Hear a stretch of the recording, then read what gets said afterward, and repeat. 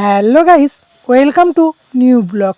আমি জয়ন্তু, আপনারা দেখছেন জয়ন্ত অ্যান্ড নিউ ব্লগ।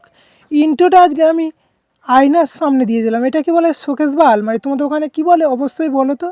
গিয়েছিলাম মাসির বাড়ি গড়িয়াতে পাটুলি যাওয়ার উদ্দেশ্যে। পাটুলিতে আর যায়নি, অনেক রাত হয়ে গেছিলো তো। সায়ক চক্রবর্তীর সঙ্গে দেখা হবে না, কেননা ওখানে সায়ক চক্রবর্তীদার বাড়িতে বিয়ের ছোঁয়া লেগেছে। কাকে বলো তো? ওই যে সায়ক চক্রবর্তীর বন্ধুর বিয়ে বন্ধুনির সঙ্গে, তারই জন্যে সেইটা আমার দেখা হলো না। তারপরে মাসির বাড়ির জানালাতে বারান্দাতে দেখছিলাম, ব্যালকনিতে বসে বসে দেখছিলাম তো চারিদিকে কি সুন্দর বিল্ডিং সব দাঁড়িয়ে গিয়েছে। এখান থেকে যদি সায়ন চক্রবর্তীর বাড়িতে দেখা যেত তাহলে কি ভালো না হতো।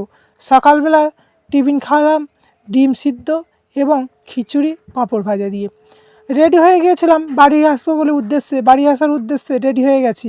মাসি তখন একটা ডিম সিদ্ধ পাঁপড় ভাজা খিচুড়ি দিয়ে দিল। টিফিনটা খেয়ে স্টেশনে চলে এলাম।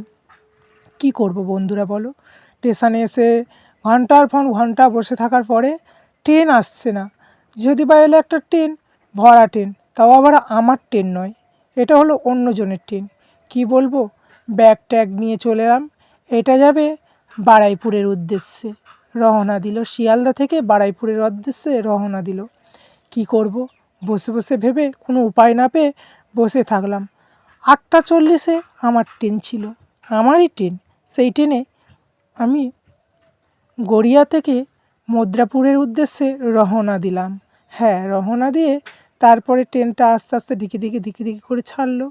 এই ট্রেনটা যতক্ষণ যাচ্ছিল না, কি ভিড়! আর ওর দিক থেকে নামখানার ওই দিক থেকে শিয়ালদার উদ্দেশ্যে যে কোনো ট্রেন আসছিলো। এত ভিড় বলার কথা না। ভিডিও ভালো লাগলে লাইক কমেন্ট শেয়ার অবশ্যই।